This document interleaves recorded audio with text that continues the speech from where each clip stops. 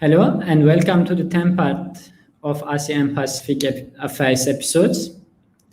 In this episode special, we are going to discuss China's and Indian dynamics in Southeast Asia from a broad perspective with my expert guest in this field.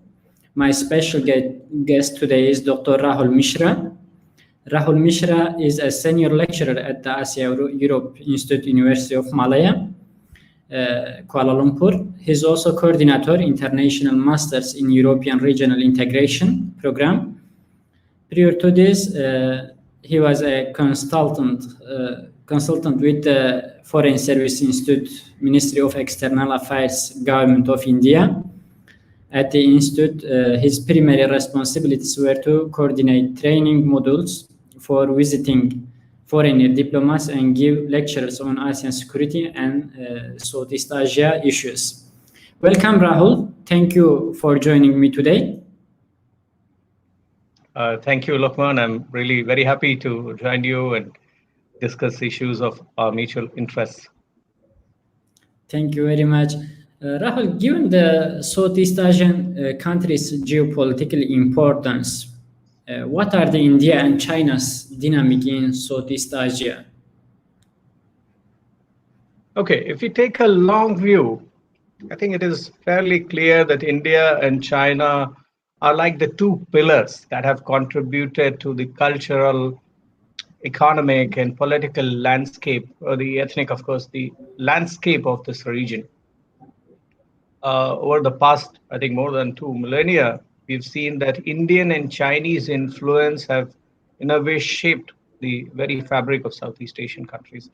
And I think in modern times, former Singaporean Prime Minister Goh Chok Tong's description of ASEAN, he used ASEAN, but Southeast Asia as the jumbo aircraft with its two indispensable wings, India on one side and China, you may like to include Japan and South Korea as well, as its two wings. So India and China as two wings of this jumbo aircraft.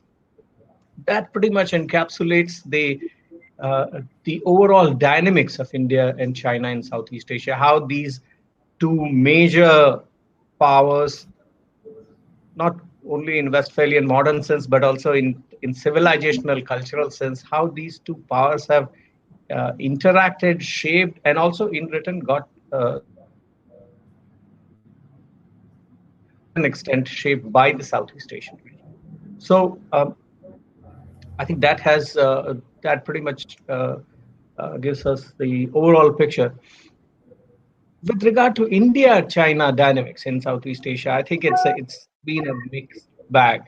They are considered rivals by many, particularly in contemporary times, post Doklam, post Galwan. There is this very strong mainstream narrative that India and China are rivals, and they do anything and everything to outsmart each other on strategic diplomatic fronts. To a certain extent, that's okay, but these two powers have also coexisted in this region. And if you really take a long view of history, it is very clear that these are the two powers, include Japan as well. These are the powers which have stayed in this region for millennia together. So to that extent, I think India-China relationship even today is multi-layered. It is multifaceted, and therefore one strand cannot really explain everything that happens in the Southeast Asian region. We can come to more details later. I guess you must be having questions on Myanmar. So there, I think we talk more how, despite not being on the same page, these two powers end up adopting common, let's say, similar policies on Southeast Asian issues.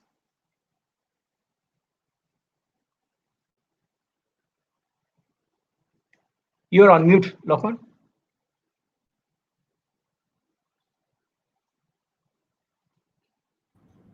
Can you hear me now? Yeah, good. Where do India and China differ in their dealings with Southeast Asian countries? Okay. Well, the differences are many, but if we look at, we start with geography. So for China, it is in the policy circles in PRC and overall international relations domain, it is universally accepted that Southeast Asia is the prime neighborhood for China. Even other regions, for example, Central Asia or Southwest Asia, include Pakistan, Afghanistan, that Persian Gulf, that part of the world, or Central Asia, it is very clear that compared to other regions, for China, Southeast Asia has been more important economically, on strategic terms, in terms of spread of the Chinese diaspora to this part of the world. It is fairly clear that Chinese influence has been massive in Southeast Asian region. But if you compare that with India, unfortunately, the mainstream discourse today and the perceptions are largely confined to the Indian subcontinent or South Asia, if you will.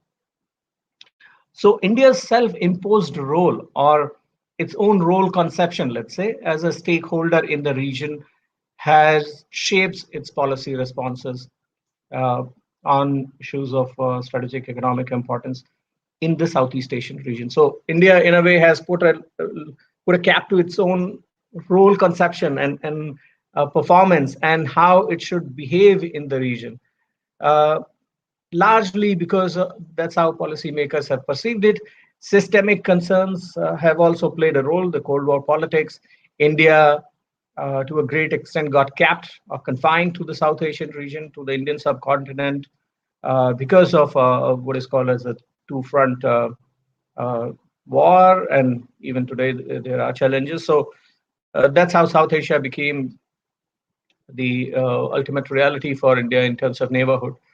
Uh, if you look at the difference in dealings, it is true that over the past few years, India has tried to re-engage with the region through the Look East policy, through the Act East policy. And I'm not looking at only the strategic component. I'm looking at the spread of India's diplomatic activities across the region. So on those counts, yes, a lot has happened.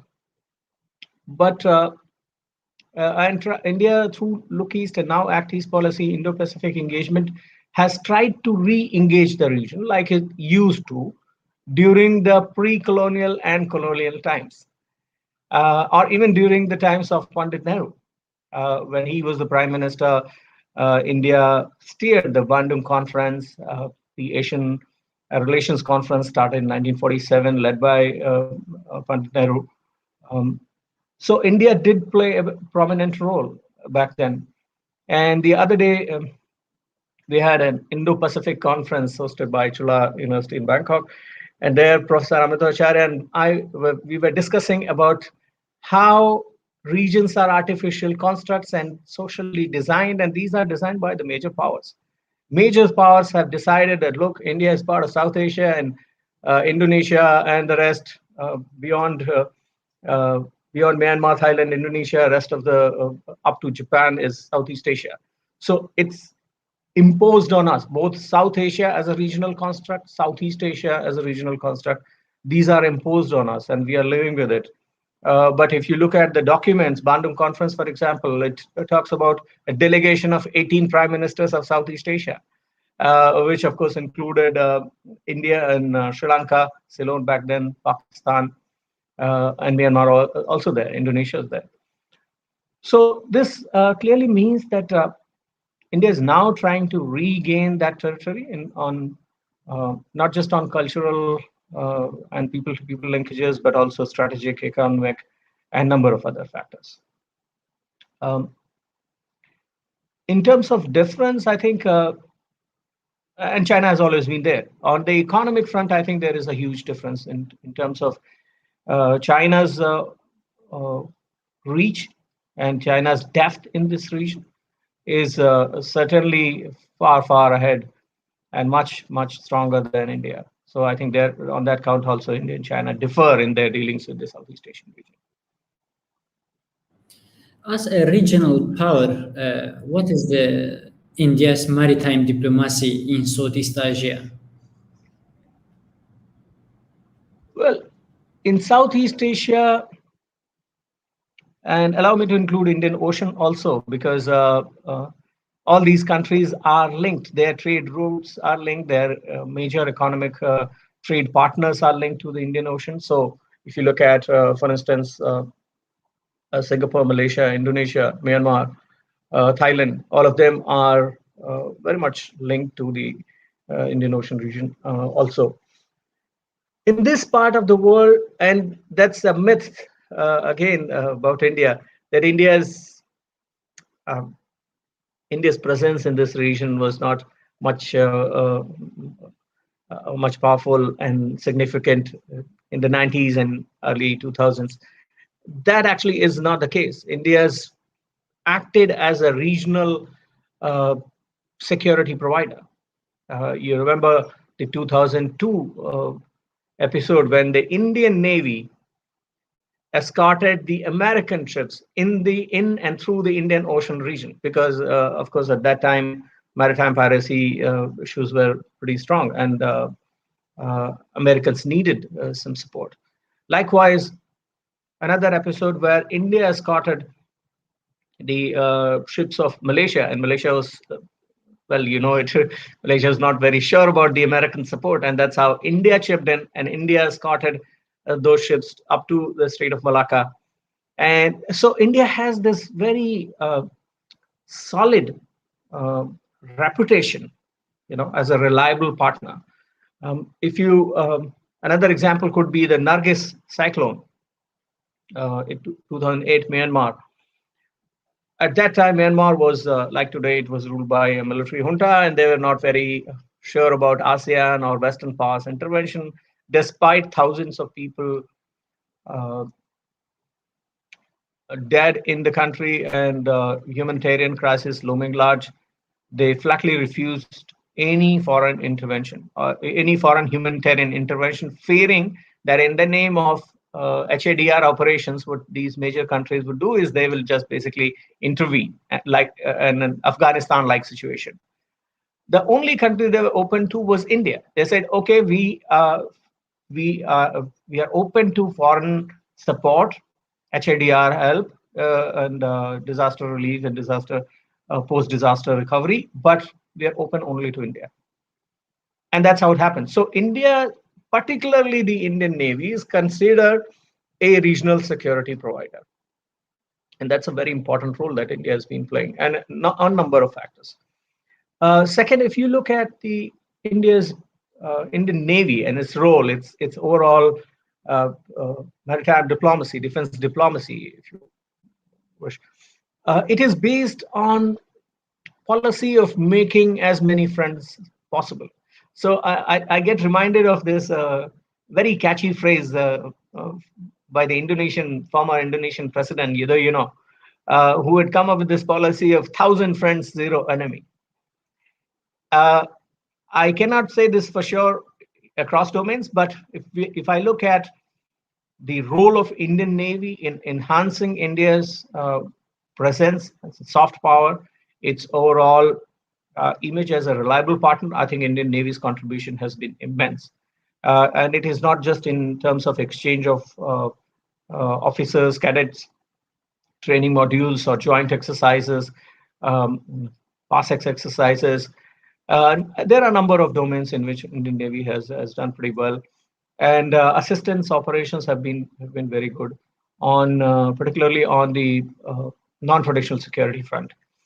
Avoiding confrontation is another very important role that Indian Navy has played.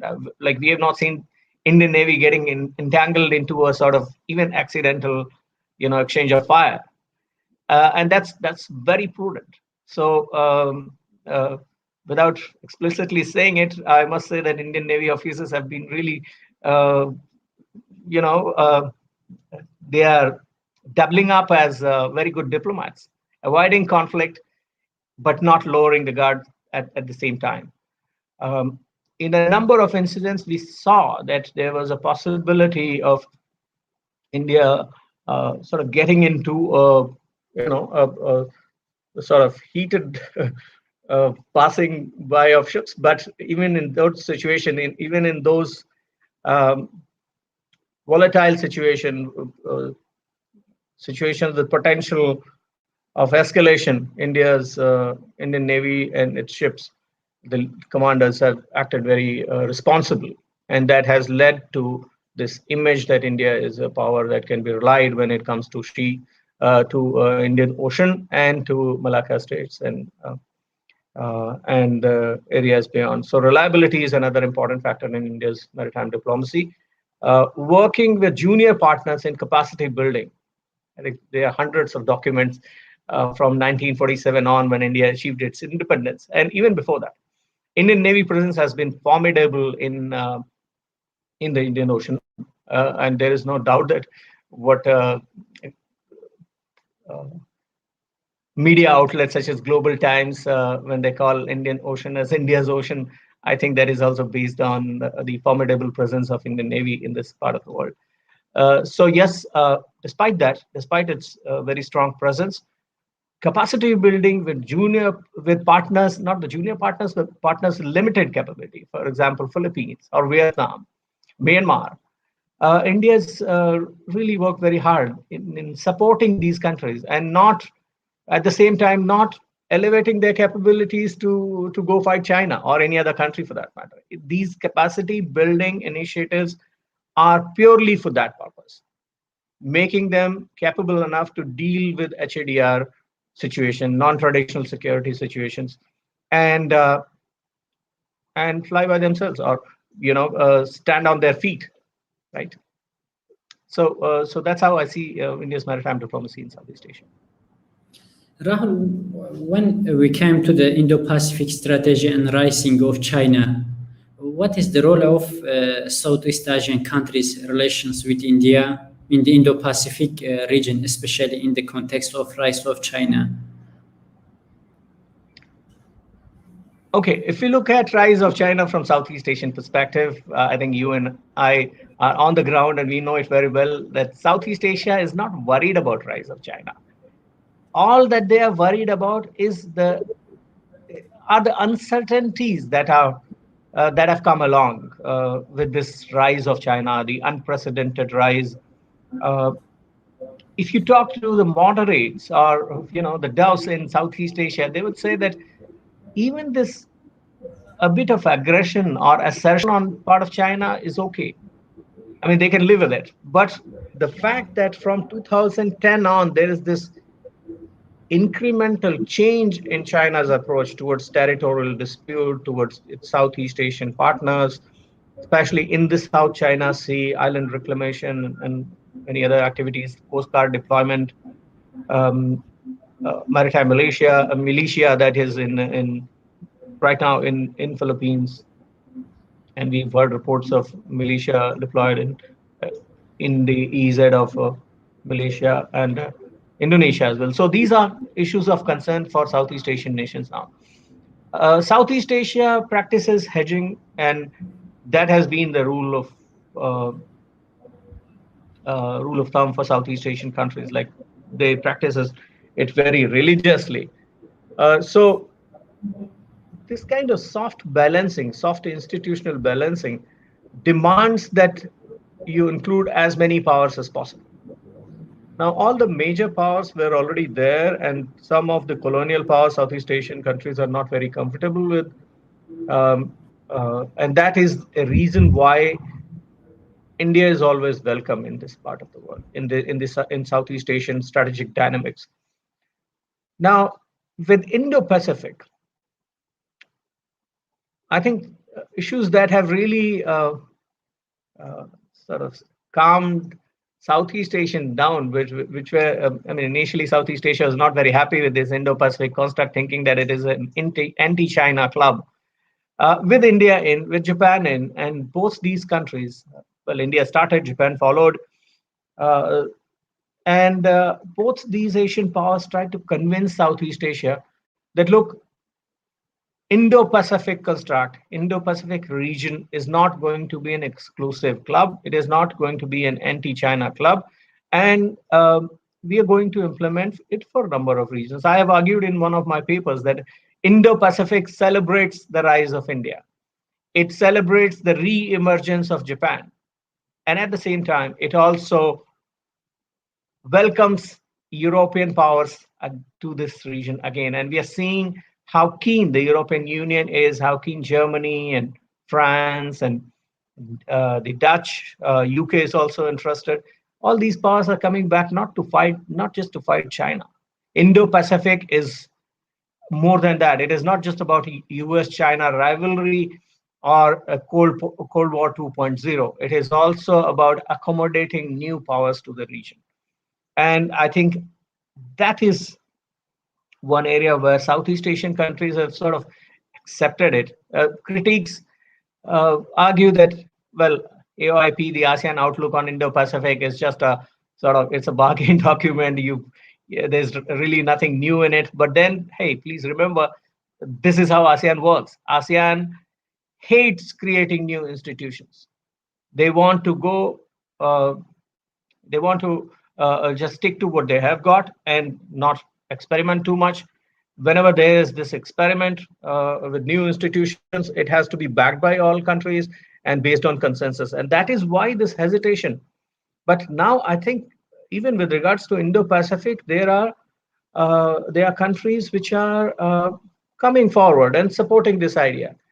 I mean, over the past 3 years, I've seen remarkable change in how Vietnam has perceived Indo-Pacific. Initially, Indo-Pacific was a no to Vietnam, but now we see that that Vietnam is okay with Indo-Pacific. With Quad, yes, there are issues, and Quad is a totally different thing.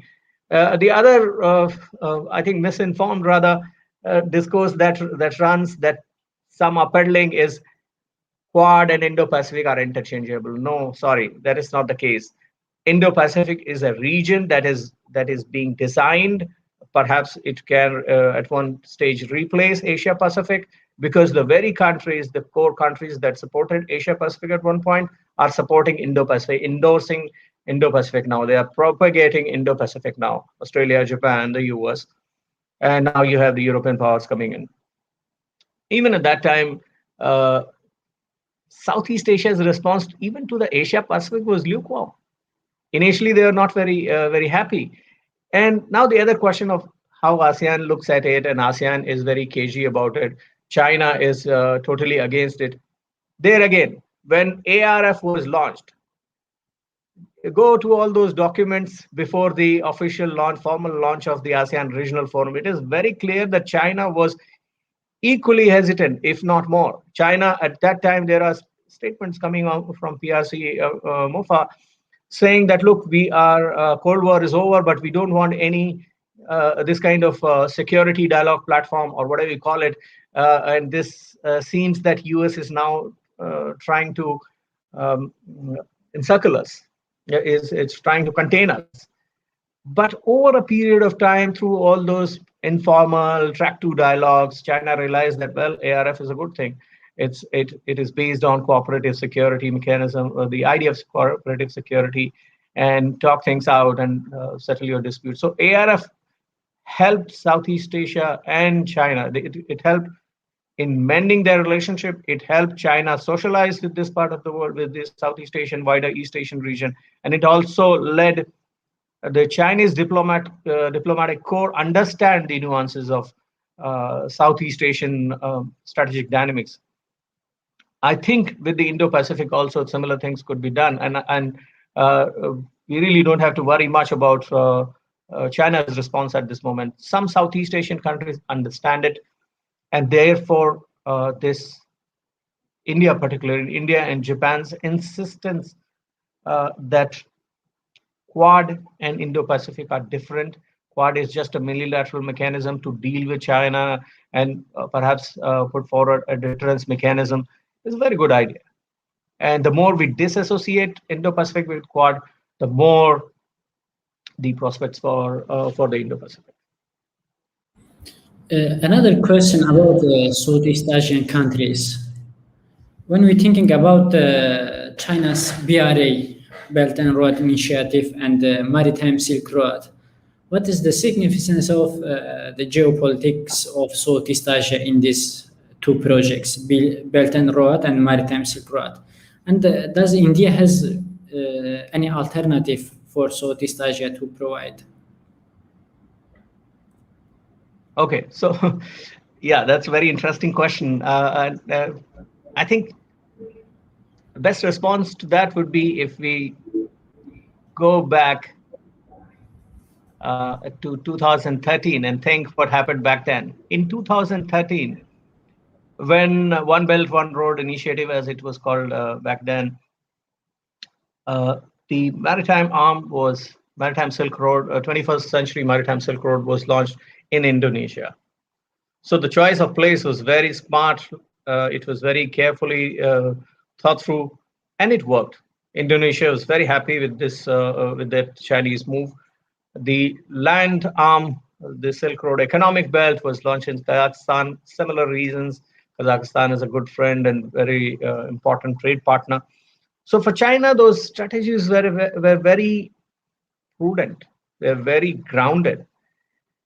India too was okay with the idea initially, and that is the reason why India supported the Asian Infrastructure Investment Bank, the concept of Indian Asian Infrastructure Investment Bank.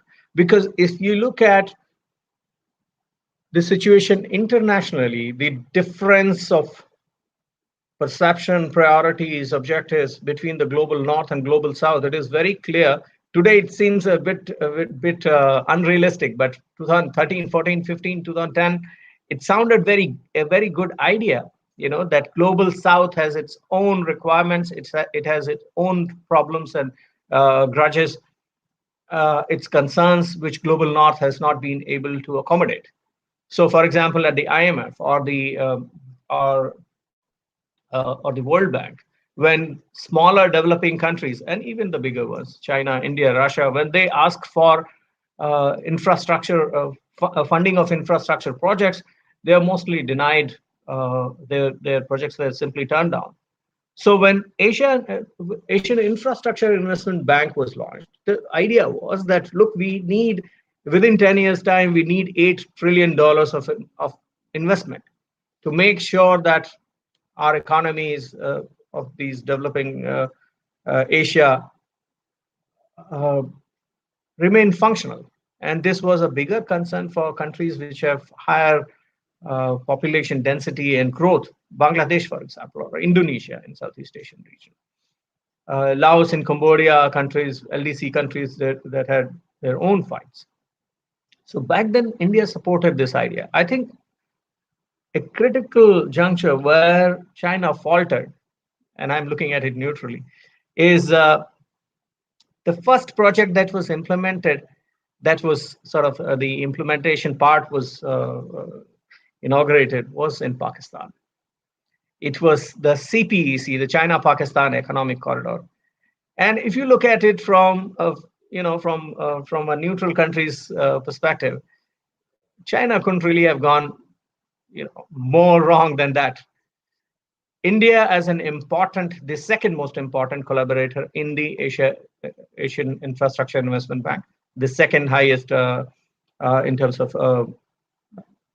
the seed money, the contribution.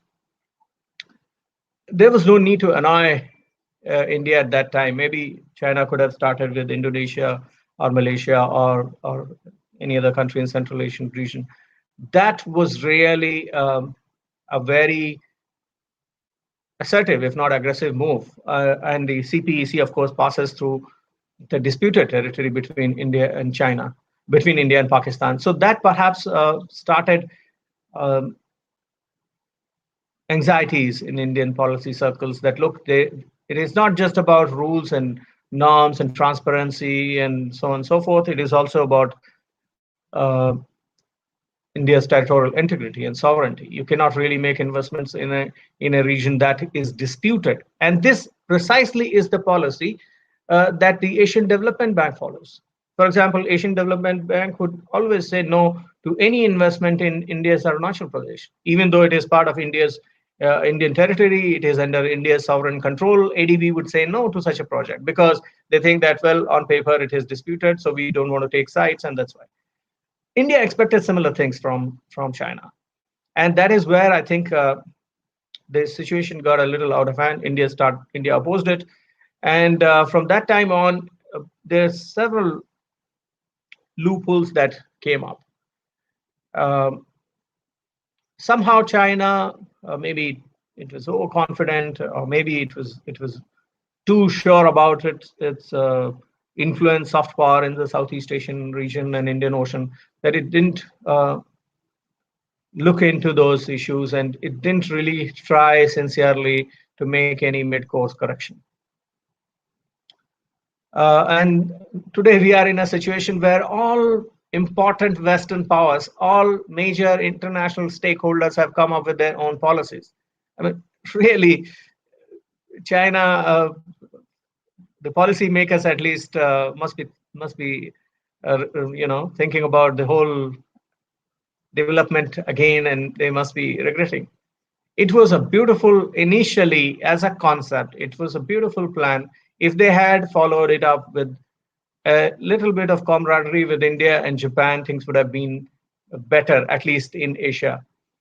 But overlooking and rather rubbing it in their noses was not a good idea. Japan got offended, India got offended, and that's why this whole new series of initiatives, Japan came up with Partnership for Quality Infrastructure, India has come up with Indian Indo-Pacific Oceans Initiative, the Sagar Plan, which is security and growth for all in the region, and number of multilateral initiatives. And these multilateral initiatives are actually on the infrastructure investment side. Plus India and Japan, the two other.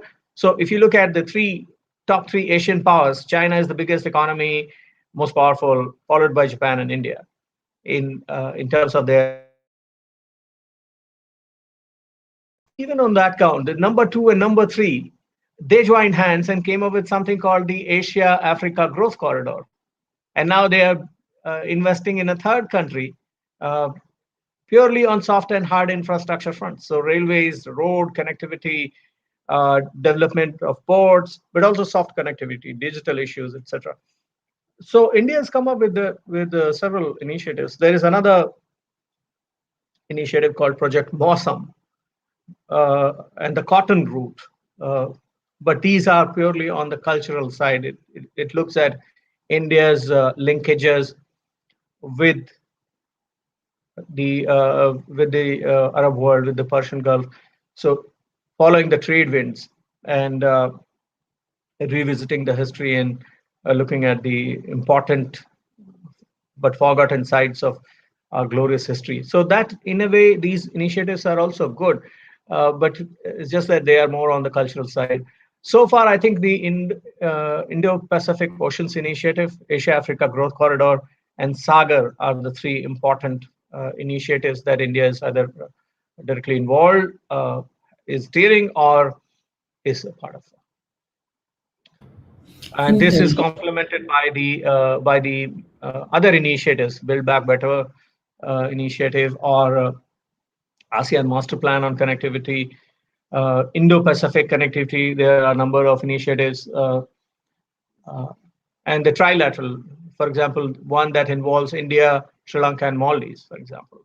So these minilateral, trilateral kind of initiatives on infrastructure front.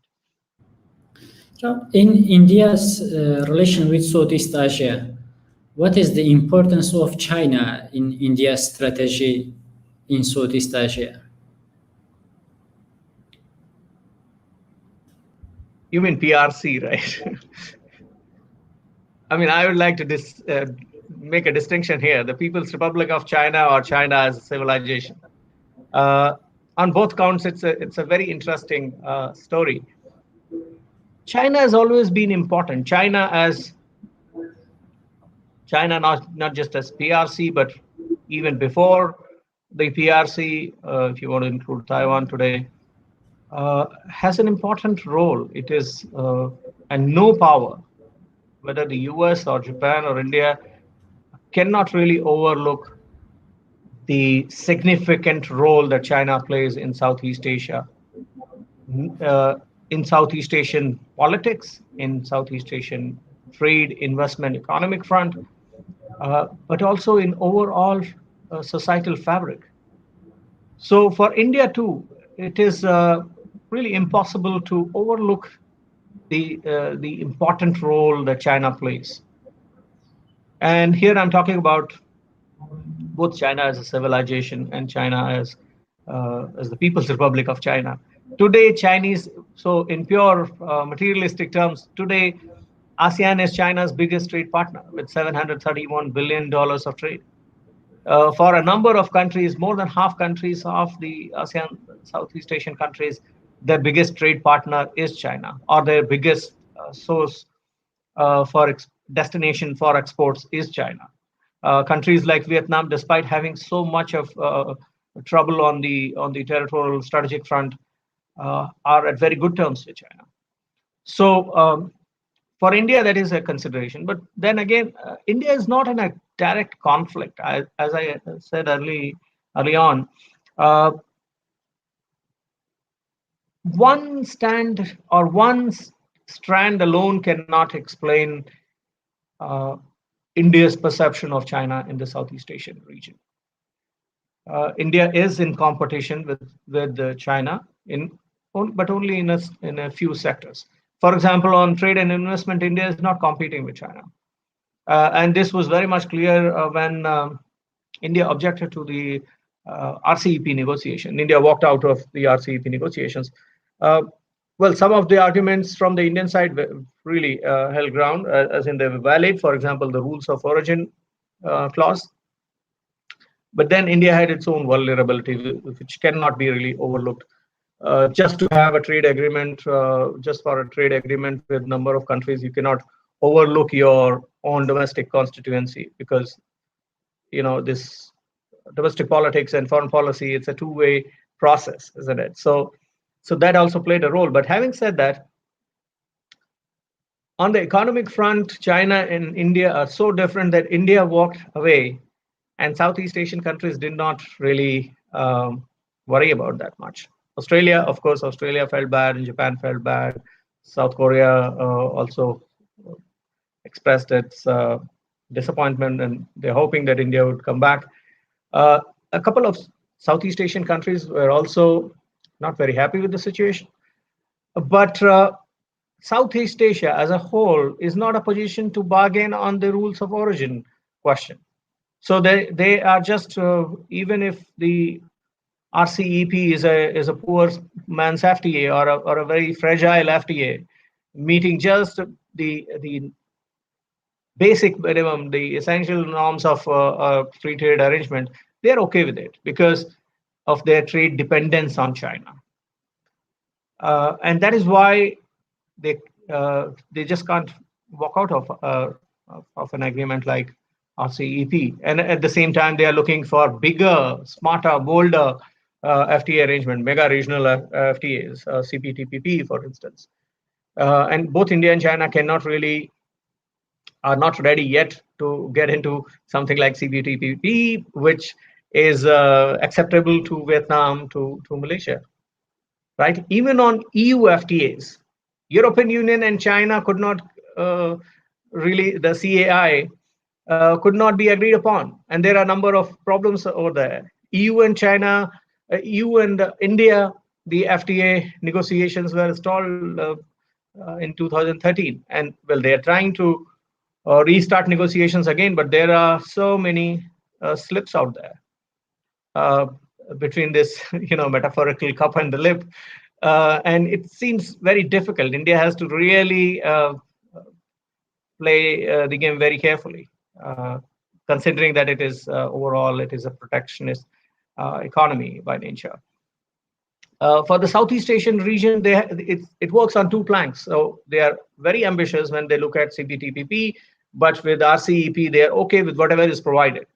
So they are basically acting as rule takers. So even though there were objections in private, diplomats would agree to concerns raised by India, but in public forums, they would not really go against China. And RCEP negotiation, all those critiques or those arguing that RCEP is led by China, I think it is pretty clear that the lowering of barriers, in terms of lowering of barriers, it was Japan, Australia, and New Zealand which lowered it as by 80 to 90%, and China was between 60 to 67%. India's lowering was 45 to 50%. So really, China is not the leader in RCEP, but it is an important. It is perhaps the most important player in terms of market, in terms of uh, uh, export origin of uh, origin point of trade items, export items, and also a big market. And that perhaps drives Southeast Asian countries and other East Asian, Indo-Pacific countries towards China and an arrangement like this. So, yeah, there are a number of counts on which India cannot really match China. But when you talk about security, when you talk about particularly non-traditional security, India is really far ahead of China. And that has been witnessed a number of times. Even if you don't go back far in history, 1990 onwards, a number of episodes which would tell you that India was the preferred partner rather than China. Of course, India doesn't have any territorial dispute or claims in Southeast Asia, but that is just one reason. Other countries also don't have claims. It's perhaps the comfort level between the uh, Indian side and their Southeast Asian counterparts also plays an important role. The way diplomacy is conducted, the way defense diplomacy is conducted, also plays an important role. A role there. India is, I think, important also because of history. Because India was one of the leaders of the non-alignment movement, the third front during the Cold War. So it brought all or even the Asia-Africa, the Bandung Conference, which is basically a club of Asian African countries. So post-colonial, newly independent countries, the idea of bringing them together, and Nehru actually was the first one who came up with this idea of Asia for Asian. It was not Xi Jinping. So Nehru's idea of Asia for Asians is actually prevalent even today. Even though Xi Jinping is using it in a different context, we understand that Asia is different, and perhaps, well, his idea is that no superpower should be here, but that is from the Chinese perspective. So India's role in NAM also played an important role, giving the Southeast Asian countries the much needed confidence that they could also play a role in international politics. So at the systemic level, the contribution of India is massive. NAM was in a way India's normative contribution to the international system, and there's a lot of literature available on that.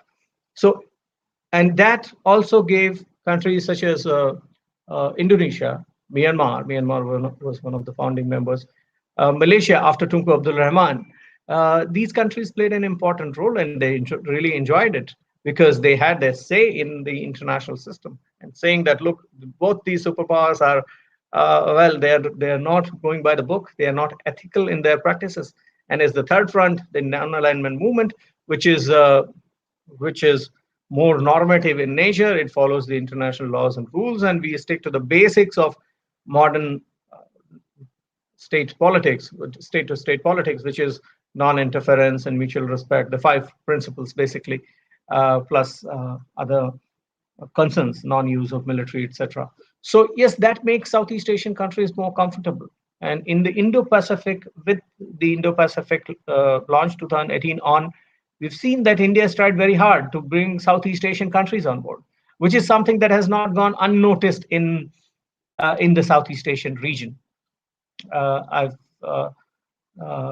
have the feeling that India and Japan's contribution is massive in shaping up of the AOIP, even though not all countries have supported it officially at the national levels. But yes, there is a lot of potential, and that's where Japan had troubled history, right?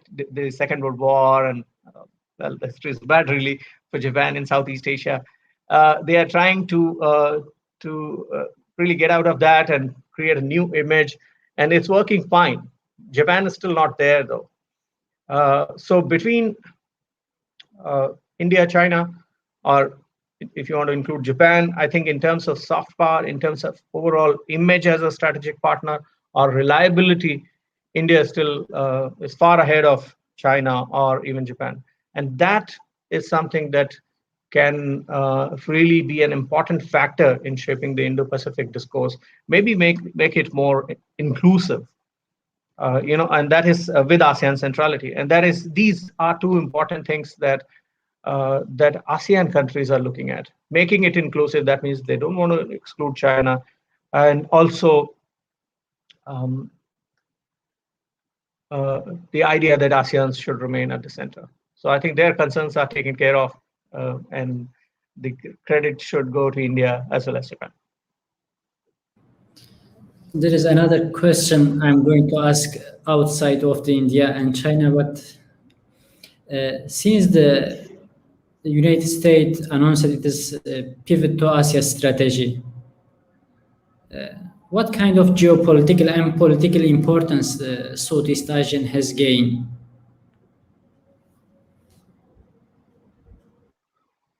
Well, pivot to Asia policy was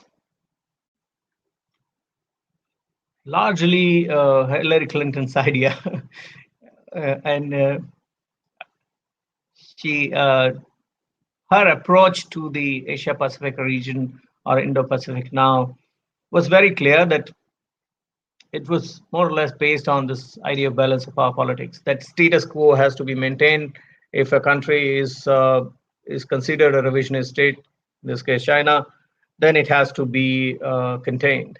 And you don't really have to contain it. The term back then, starting with Condoleezza Rice, was tether China.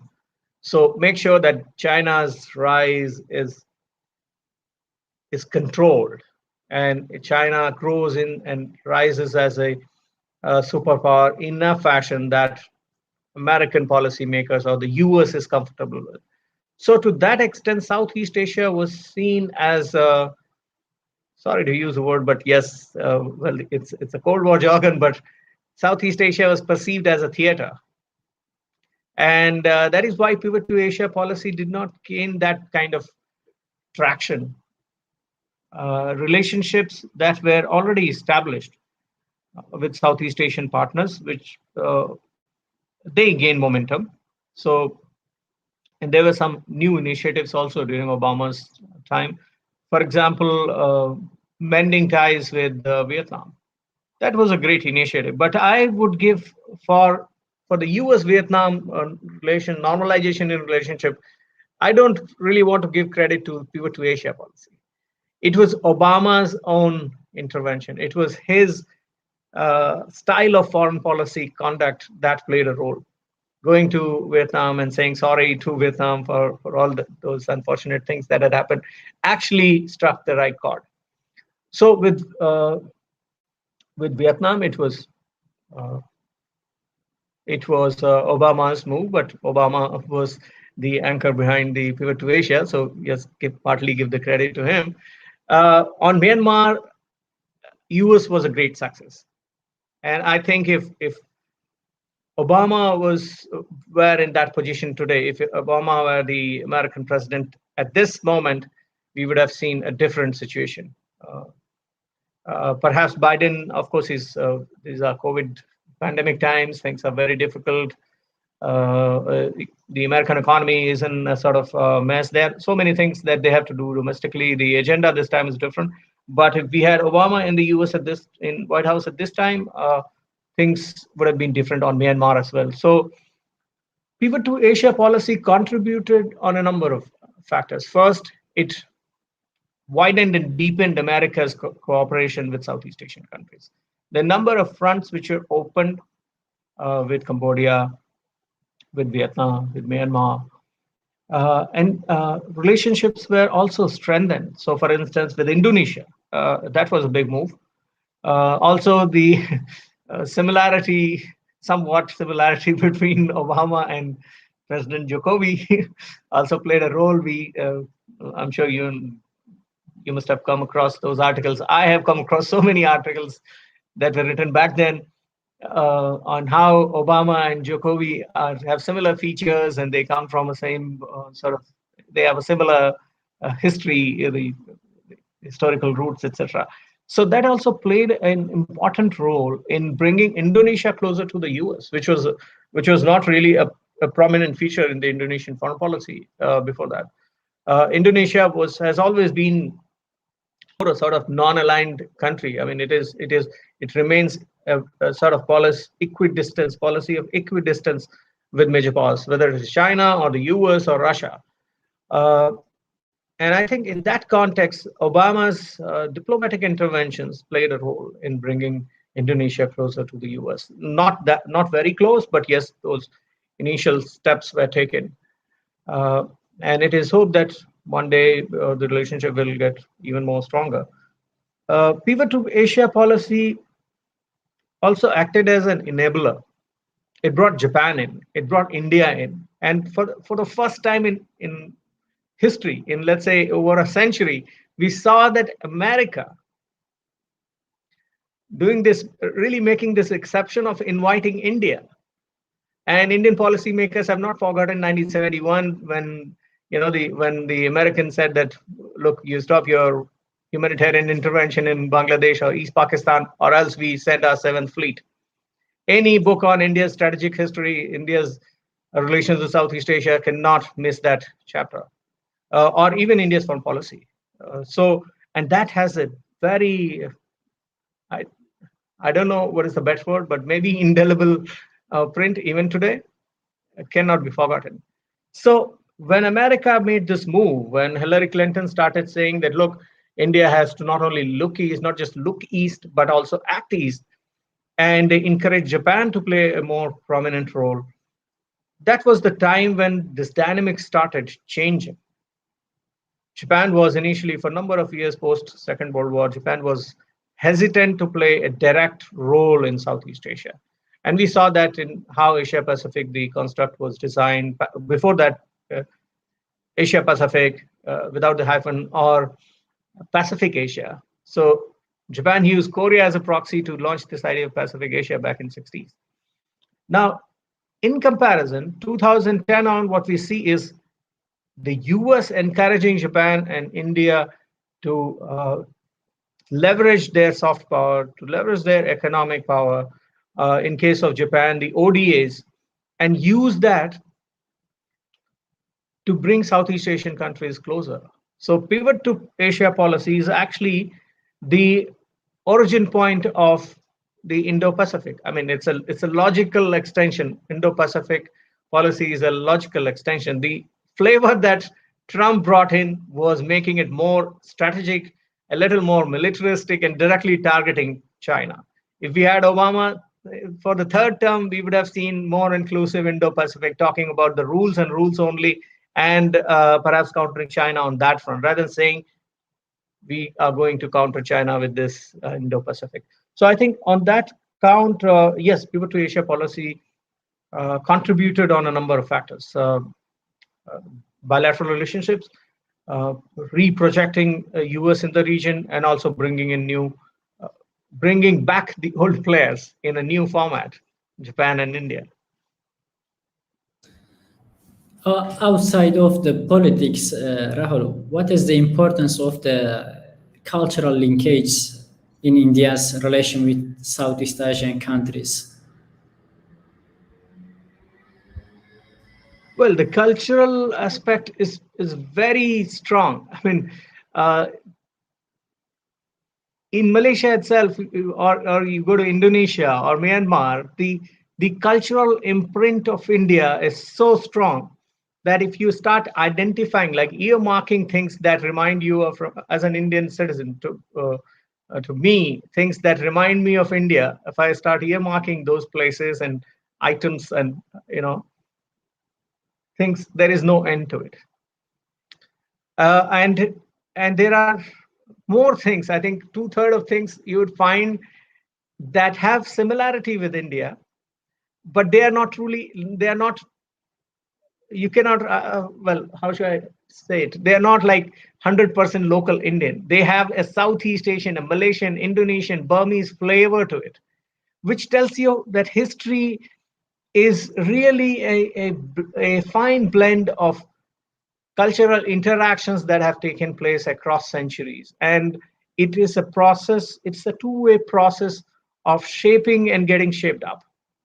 And I see this in not just in case of India, I see this in case of Arab influence also. the influence of Middle Eastern countries in Southeast Asia. I see this in case of Chinese influence in Southeast Asia. So even in terms of language, and I'm sure you have friends, the Malaysian Chinese friends who don't speak the well, not the word really, but authentic mainland Chinese Mandarin or Cantonese. They have their own dialect, right?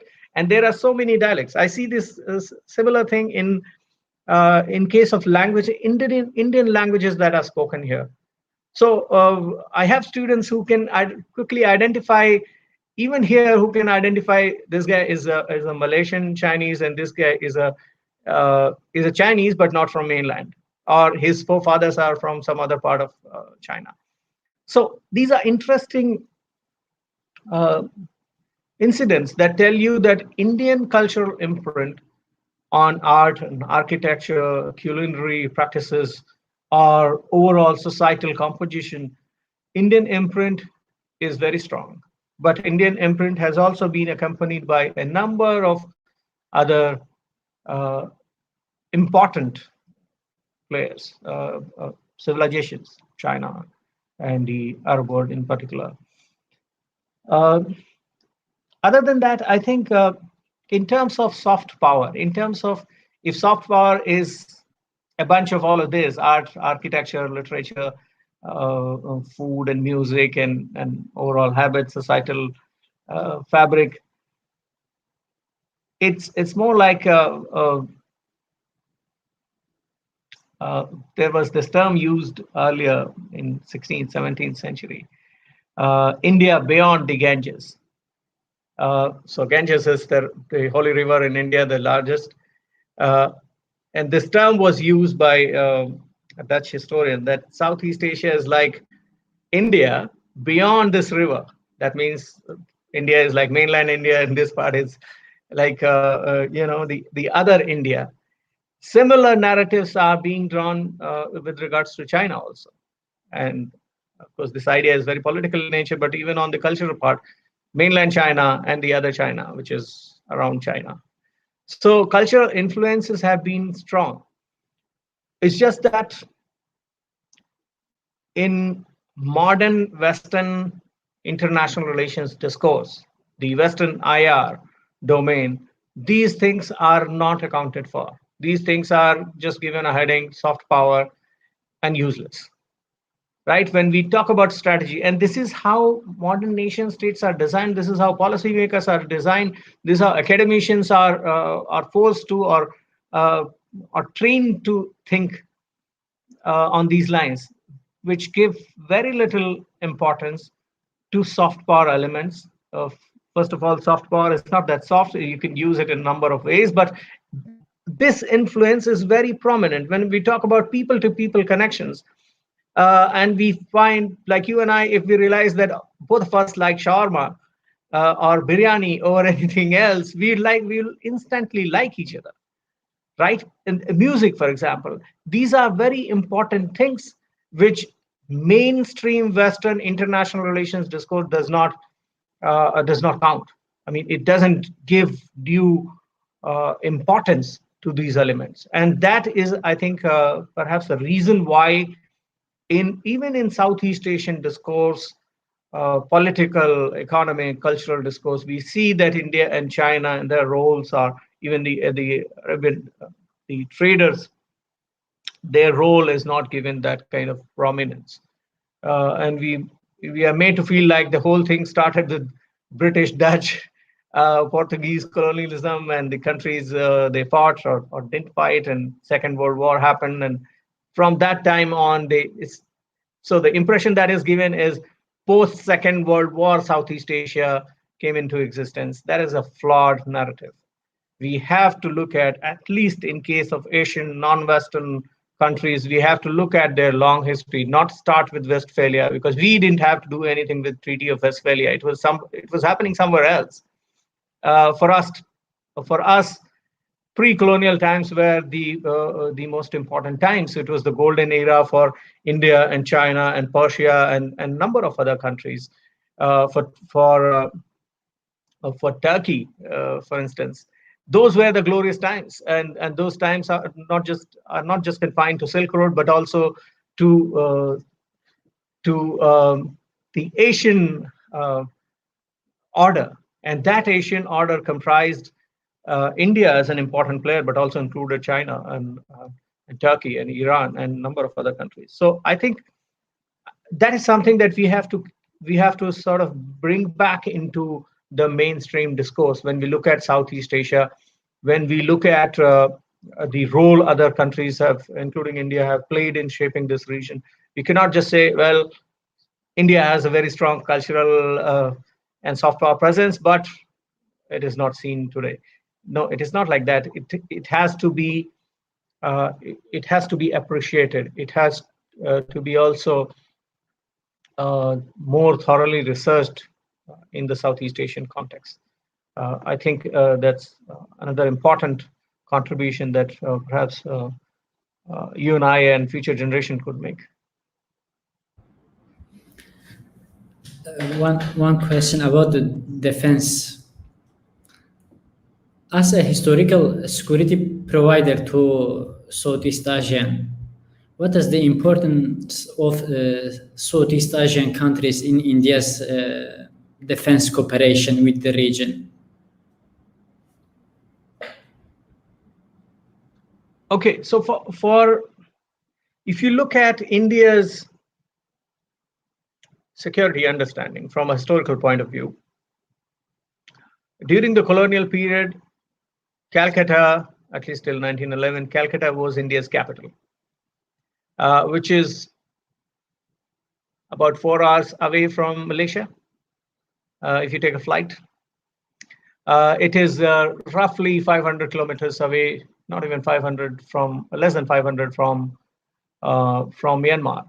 So for Southeast Asia, as one of the very prominent early strategist, K.M. Panikkar had said, the defense of Burma is defense of India. And that point holds true even today. A lot of people talk about India's approach towards Myanmar and why is India not imposing sanctions and going to the UN and doing this, that, and everything against Myanmar. The reason is that India, along with Thailand, so only these two countries right now are directly impacted by the military coup in Myanmar. NLD political leaders, majority of them have sought refuge in India, in northeastern states of India. Or the ethnic minority leaders, rebel groups, Karens and Kachins, most of them have gone to Thailand. So for India, security, stability of Myanmar, for instance, is a matter of direct interest. It's a day-to-day business for Indian policymakers. Thailand is another very interesting example. So for India, Indonesia, Thailand, Myanmar, all these countries are very important. India's security, 75% of India's supplies, oil and gas supplies, pass through Malacca Straits, Southeast Asian waters. And if India doesn't have a direct stake, if India doesn't have a good presence in this part of the world, India's own security interests would be hampered. And that is why the focus really of Indian Navy or Indian security forces, the focus really is more on making sure that your supplies are not interrupted, that you stand as an acceptable player to every country, and you practice a policy that is not negative, as in that is not very aggressive or assertive or believes in creating exclusive blocks. So that is why India has been open to cooperating with all the countries of Southeast Asia and not siding with just one. In terms of security, India's security partnership, defense partnerships in Southeast Asian region are very, very interesting features. For example, for the past several decades, India is one of the prime defense partners for Vietnam. So all the Russian, Soviet defense supplies that Vietnam's got where Vietnam is not sure about spare parts and how to and the repairs. It's the Indian engineers and the Indian defense of officials who are involved in those, providing those spare parts and working with the repairs, etc., helping out with the repairs, training Vietnamese military officers in running these ships, boats, aircraft, whatever you want. India's role has been massive. Southeast Asia is really the prime area for India. For example, with Singapore, India has policy long tradition and cherished tradition that India has not offered bases to any country. But it really looks amazing when you really think about it. Singapore has almost permanent base, not a base, it's a training base. So for armed forces in Babina, Devlali, in India's biggest state in North India, Uttar Pradesh, in Kalaikonda, you have the Navy training ground, and these are occupied throughout the year. So for Singapore, all their training takes place in India. Well, the most part of it, of course, the officers go to other countries also for exchange, etc. But the training take place in India. With Vietnam, like I mentioned, spare parts and other supplies, training again. With Philippines, this is the new trend that has taken off, and it's been a number of years now, 7-8 years, when this is got more systematized. For Myanmar, the NLD government, and I want to make that distinction here, with the democratically elected government between 2015 and 2020, India was one of India's the largest share of India's defense exports in Southeast Asia went to Myanmar. And that was mostly in areas of, non-combatant areas. So not really supplying the aircraft carriers and the tanks, but supplies that are essential for a military to function. So mostly in non-combatant operations and issues. In terms of security, I think this emerging partnership that India has with Indonesia, building the Subang port, is also important, and that tells you a lot about how big this transformation has happened in India-Indonesia partnership. Just about 30 years ago, in 1990s, Indonesia and Australia were the two countries which vehemently opposed, in their parliaments, in their press releases, they opposed India procuring INS Chakra. And they said that India is going to militarize the Indian Ocean, and we are against it. And they released a number of statements critical of India. And these are the two countries today in India's neighborhood in the Indo-Pacific region, which are very enthusiastic about working with India on the military cooperation, defense cooperation front. So this again is an important signal as to how things have changed over the past 3 decades. 2022, India would be celebrating 30 years of its Look East policy. It is now called Act East, but 3 decades of Look East, Act East put together the policy. And I think in that context, a number of new things have been achieved, and this, of course, is a prominent one. Other than that, a very interesting episode when, in the post-Cold War world, when Soviet Union had collapsed and Malaysia was looking for defense supplies, India helped Malaysia procure Russian MiG. And at that time, Malaysia used India's good officers to procure the MiG from Russia, and it worked fine. So in terms of training and capacity building programs, even Malaysia is a good partner for India. So I think overall, India-Southeast Asia defense cooperation is also on a solid footing.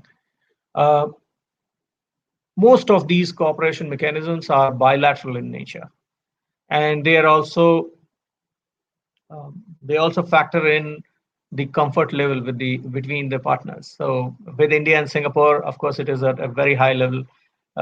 So is with Vietnam, but with other countries, it's basically on what you want and what the Indian side thinks is important. So mutual understanding plays a very important role up there. Also, it is not driven by this the grand strategy narratives or grand strategy considerations. I don't think so. India's cooperation with Southeast Asia on defense front is largely driven by what its partners are looking for and whether India is in a position to provide its assistance and support. That's how it has been working.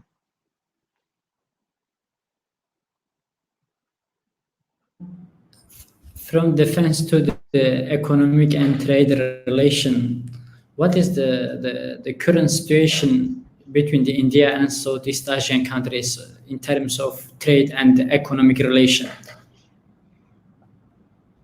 Okay, so 2020 India-ASEAN bilateral trade was somewhere 86 billion dollars, and naturally Singapore is the biggest partner for India with I think 23 billion dollars. Singapore's direct FDI in India has been very important, has been significant. So India-Singapore trade relationship is the most important component of India-ASEAN overall trade. Out of this $86 billion trade, I think the other important countries are Indonesia by the sheer size of its economy and the range that it offers. Indonesia being the biggest, most populous country, it offers a good market. It offers a range of products. So Indonesia is an important partner. Third is Malaysia. We also have Thailand as the fourth place, and I think followed by Vietnam. With Vietnam, of course, recently a lot has changed. Vietnam has emerged as, I think, the fastest growing economic hub in the Southeast Asian region, and it is using that beautifully. So I think these are the five partners. But if you compare India's trade ties, India-ASEAN trade ties with China, the difference is really huge. When India stands at $86 billion, China stands at 731, so roughly 10 times. This is also because of the fact that India's investments have not been an easy thing. Being a democracy, India has to go through a number of channels and procedures, and there are a number of bottlenecks also. In case of China, because largely it's in most of the cases it is driven by the state, it's a fairly easy process because state decides in terms of investment. State is the leader. It always plays an important role, which is in complete contrast with the US, of course. So that plays a role. But Chinese private companies are also important, and they make their decisions smartly. For them, Southeast Asia, of course, being the immediate neighborhood, Southeast Asia is not only important, but also the first preference in terms of trade and investment. For India, unfortunately, on both these counts, India doesn't have deep pockets. India's investment priorities, trade priorities are with Europe, with West. It is now with Europe,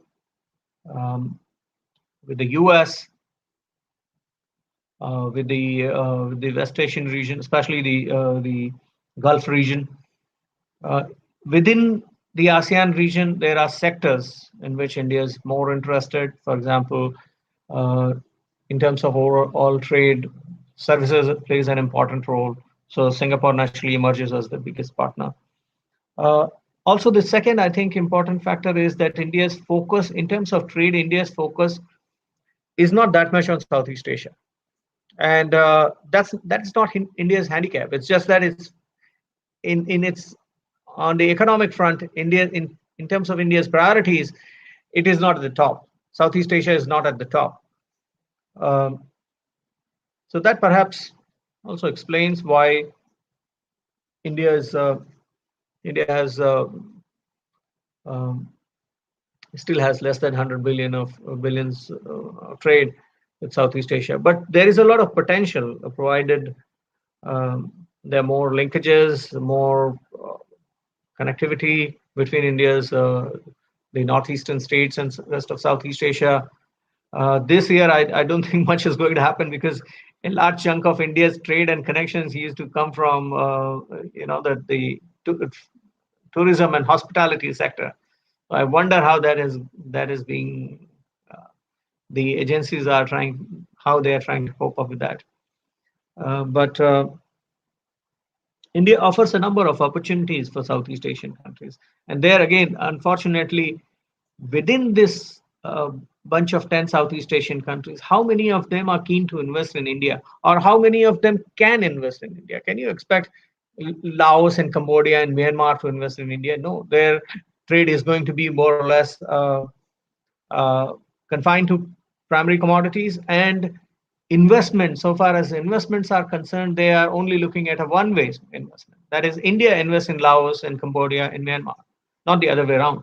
China has been able to do that, and India has not been that great. I mean, in Malaysia, in Myanmar, there have been investments, in Cambodia to a certain extent, but that's purely a decision based on cost-benefit analysis. So there are structural constraints. There are priorities are different, and plus the size of economy, the difference between India and China as two economic powerhouses also plays an important role there. So I would say that India, we can't really fully blame India for this. It's a two-way traffic, and we have to look at both the sides and their priorities, their respective priorities, their preferences, and their constraints when we look at the trade and economic relations between India and ASEAN.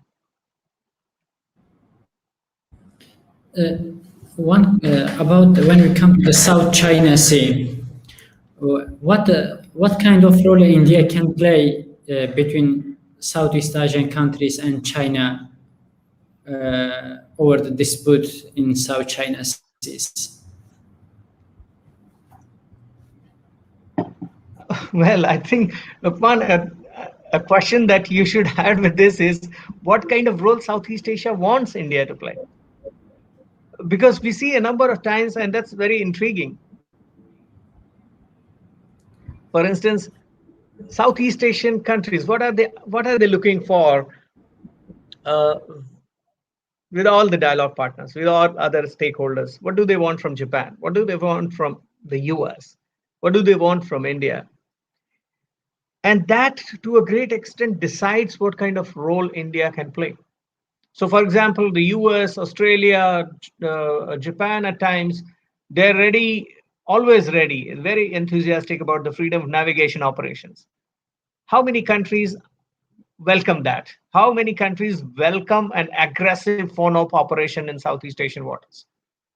I don't think the count would be more than 50%. Now, would you want India to also join the bandwagon and do a phone-op? India has done that. It is not a regular feature, but India has been, ship visits, etc., and encounters with China have happened.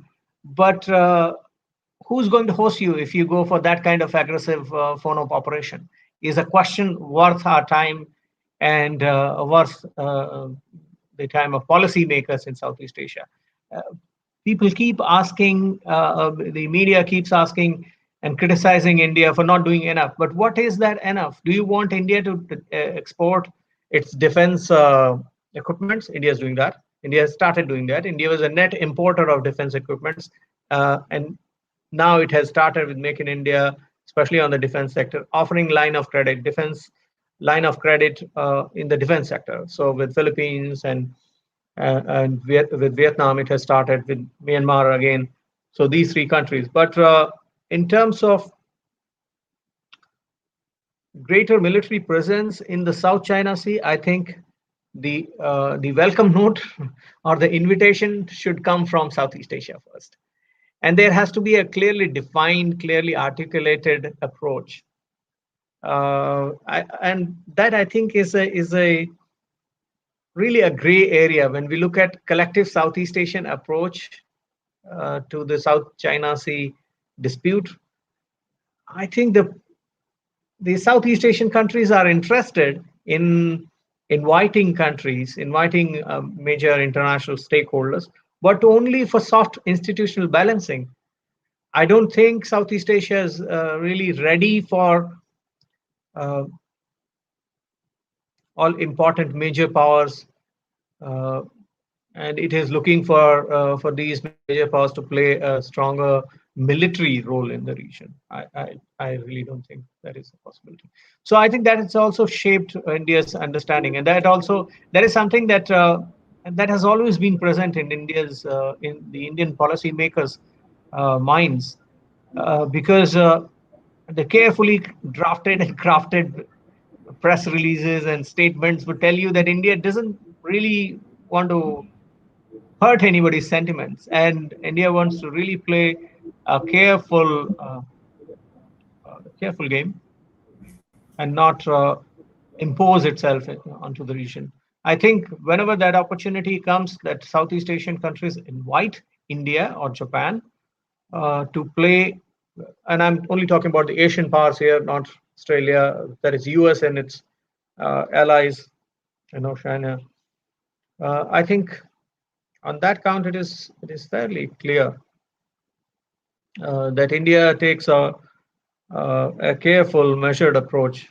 Freedom of navigation operations or going into the high seas and uh, reiterating its claims as a sovereign nation in high seas with access to global commons. I think India has done that number of times.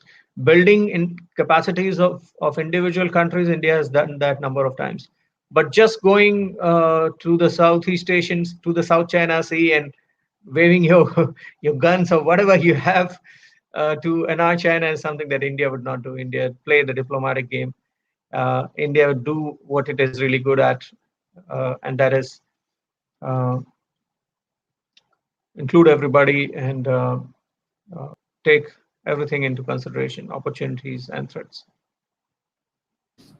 which is driven by the fact that it is one of the oldest players in the region. It's not a new one. Its relationships are not based on military and defense, war and conflicts, and that's why perhaps that also shapes its responses. Now, these days, the Myanmar has a very different position. What is the geopolitical significance of Myanmar in encounter of China and India in Southeast Asia? Sorry, your voice wasn't. What is the geopolitical significance of Myanmar in encounter of China and India in Southeast Asia? Well, Myanmar is at the trijunction of India, China, and Thailand. India, China, and Southeast Asia, let's call it. And that makes Myanmar more significant than any other country. In the China-India equation, Myanmar is perhaps the one of the most important countries. Of course, Pakistan is equally important, perhaps more. But on the eastern side, on the eastern seaboard, Myanmar becomes very important in that context.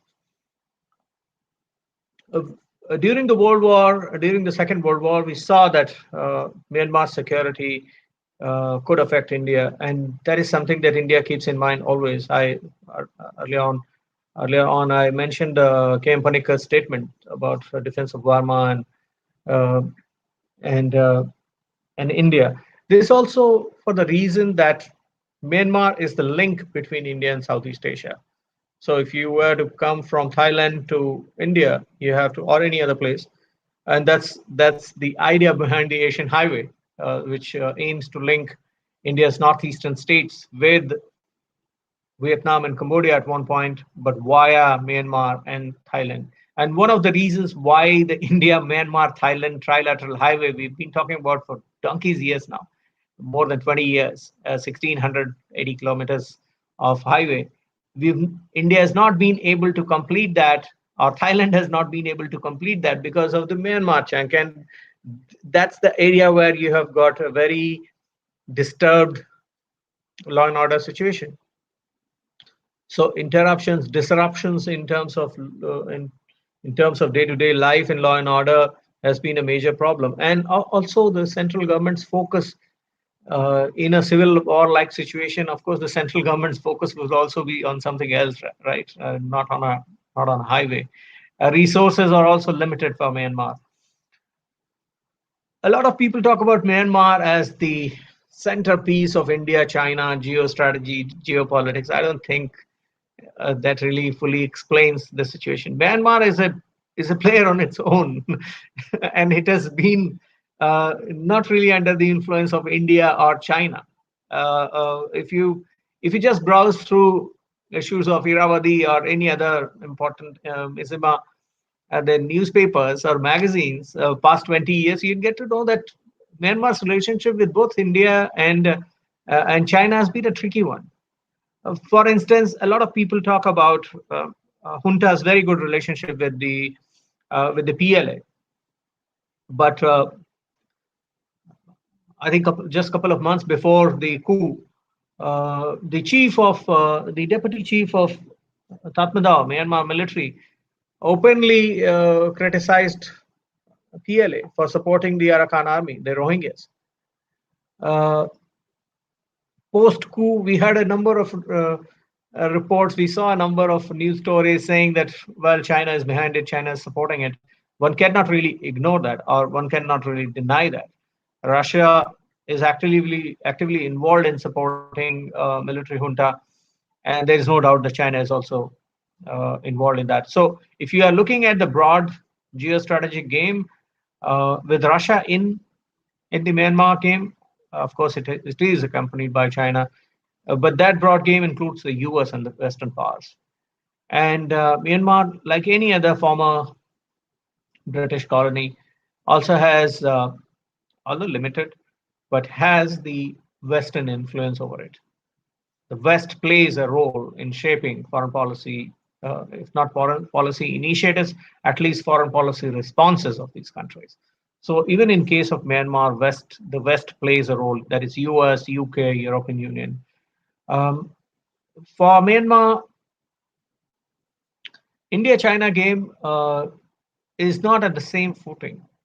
For the fact that in case of Myanmar, China has been supporting the rebel groups in Myanmar. Kachin, a number of rebel groups have been trained and they are supported by the Chinese side. In case of India, India has been at the receiving end. India has been the victim. For example, the Naga separatists, who were trained in China during the 60s and 70s. So NSC and IK, Isaac and Muiwa were trained in China, and then they came over to India-ASEAN, and then they started their operations. So for India, insurgency and insurgent groups and rebel groups, separatist, is a challenge. Whereas in case of China, due to their tightly controlled borders and really impenetrable borders, situation has been very good for them. It has been a plus for them. So they've been able to inflict damage on sometimes to the Tatmadaw, sometimes to the rebel groups. They played as they wanted to play it. So it actually depended on their whims and fancies. In case of India, it has been a compulsion. So part of the reason why India switched back in 90s, India switched from supporting Aung San Suu Kyi to the military junta was because of this reason, that there was this influx of insurgents and rebel groups in the 90s, and the government decided that working with the Tatmadaw was also important. It was a strategic compulsion for India. So in the Southeast, when I look at India-China equation in Myanmar, I see this difference, and this difference is huge. Perceptions are different, policies are different, their respective compulsions are different. But if you look at the broader geostrategic, geopolitical game, with other two superpowers in, there is Russia and US in, Japan in as one of the top investors, the whole scenario changes. So during the NLD times, during Aung San Suu Kyi's government, Myanmar was quite focused on Japan and South Korea and Singapore, which were its top partners. And of course, Aung San Suu Kyi's linkages with Britain also played an important role. She had a good constituency there, supporters and diplomatic support, political support. So yes, it is at the tri-junction, but it is really very autarkic and very, I would say, not a controlled actor. It plays by its wishes. And Myanmar, for India's eastward engagement, for India's engagement in Southeast Asia, Myanmar has been a difficult actor. Myanmar has been perhaps one of the, for the look east act east policy, Myanmar has actually been a hindrance. If Myanmar was a stable country, a democracy, a stable democracy with predictable economic future, things would have been different between India and Southeast Asia. We really didn't have to wait for 30 years. We are still waiting for these infrastructure connectivity, highways and roads and transport, Sitwe port, the Kaladan multimodal project. None of that has been completed precisely because Myanmar has not been a stable country. So part of the blame, yes, goes to Myanmar. And so does the issues related to crisis migration, humanitarian crisis, the Rohingya migrants, for Rohingya refugees, for example, the influx of Rohingyas, despite India facing criticism of international community, the fact is that there are 500,000 Rohingya refugees in India, living in India. So that's a day-to-day challenge for the policymakers. And these are things that we cannot really overlook when we look at India Southeast Asia equation or India China equation in the Southeast Asian context. I'm going to ask my last question for the program about the importance of ASEAN. What is the importance of ASEAN countries between the rising of US and China competition?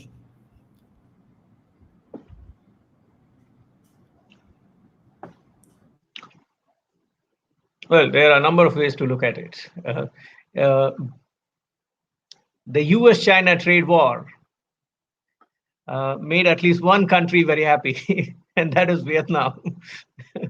So the overall picture is that this US-China competition is actually a good thing for Southeast Asia, provided they are smart enough to make good use of this opportunity. Vietnam has certainly showed the way.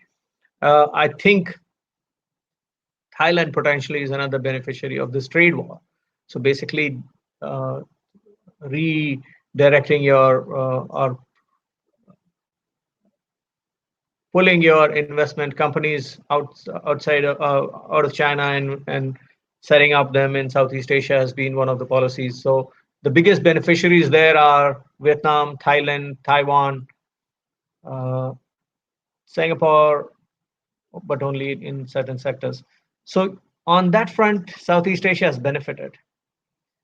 But I think nobody in the ASEAN region wants a Cold War 2.0. They don't want a military escalation or a strategic an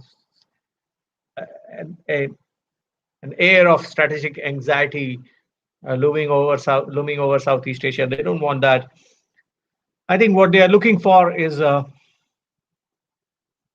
competition, but a healthy one, a competition that is controlled, that is limited in nature. So that is what ASEAN is looking at, but not everything is under ASEAN's control, right? So so for ASEAN, one cause of anxiety is that this competition, this rivalry might go uncontrolled, might go out of hands and lead to a Cold War 2.0. That would be a disaster for ASEAN. The second is, what if China starts pushing Southeast Asian countries on choosing well, China would not do that, but on economic front, for example, BRI investments, etc. With this Huawei versus the West, this competition getting more and more intense, what is the likely future? I think end of the day, all Southeast Asian countries have to decide whether they want to go in for Huawei or, like in case of Malaysia, we've seen well, Ericsson got most of the opportunities. Huawei was there earlier as an important investor, important partner. So how are these countries going to choose is another big anxiety for them. That will also shape their overall collective response and their future as well. To deal with these challenges, I think what ASEAN is currently doing, and where I acknowledge and appreciate the contribution of ASEAN in terms of devising the ASEAN outlook on Indo-Pacific. That's not just a document, that's also a statement, a very strong one. You just have to read between the lines. A very strong statement that, look, we are accommodating you, but we are also talking about China here. We are also talking about inclusivity. We are not saying that you create new institutions, but reform and revitalize old institutions. So ASEAN has actually worked uh, as a how shall I put it, as a as an agent, as a tempering agent, let's say, as an element that has basically blunted the uh, the responses coming from the US and China. So it has basically led to this led to this uh, softening of approaches from both the American and the Chinese side. So on the Indo-Pacific side, we see that the initial drafts or initial statements that have come up from the American side during Trump administration were very critical, very aggressive towards China. But later on, it became more and more inclusive. Other Asian partners played their role. India and Japan certainly played their roles, but ASEAN was the key reason. So I think even with regards to China, at one stage, I think ASEAN can again play that kind of role, and ASEAN will play that role. I think in that situation, because even for China, as I'd mentioned earlier, for China, Southeast Asia is the most important area, most important bunch of neighbors, and China would not like to lose any of these partners. Either on trade investment or in general in terms of its overall diplomatic relationships. Yes, South China Sea dispute is tricky, and if you ask the Southeast Asian diplomats, I think there's a certainly a consensus that they want a softer China. They don't want to, they cannot really accept such a strong, assertive China, and it is damaging the equation. If you keep the South China Sea dispute aside for a moment, I think overall all these countries are more or less okay. They can live with China. I mean, BRI investments are a problem here and there, but that can be resolved, right? They can talk it out. Other issue areas are also more or less they're not impossible to deal with. But South China Sea is reaching a dead end where even somebody as accommodative as Rodrigo Duterte, the Filipino president, is finding it difficult to defend his stance on China or the recent Chinese activities in South China Sea. So I think that's a major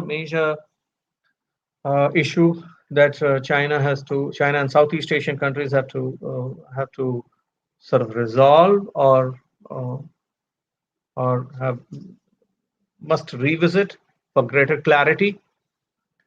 And if they are not able to resolve or reconcile their differences over South China Sea, there is certainly a scope for greater American presence, Western presence, and that would not be a good situation for China or Southeast Asia. Uh, but having said that, Southeast Asia has always been a good host to all great powers. So whatever is happening right now is nothing unusual. There is nothing unusual about it. We have seen the Brits, we have seen the Dutch, the French, Indian, Japanese, Americans in Southeast Asia. It's not that difficult to accommodate great powers in Southeast Asia, and that has been Southeast Asia's biggest plus. Historically, that has been Southeast Asia's biggest achievement. So, yes, there are anxieties, but it's not impossible to deal with them. They are pretty manageable. I see the biggest problem not between the US and China. The biggest problem is how how China deals with Southeast Asia and how Southeast Asia responds to that. So the biggest strain in your relationship is not somebody else, not an outsider, but how two of you deal with it. So that applies with Southeast Asia as well, and China as well.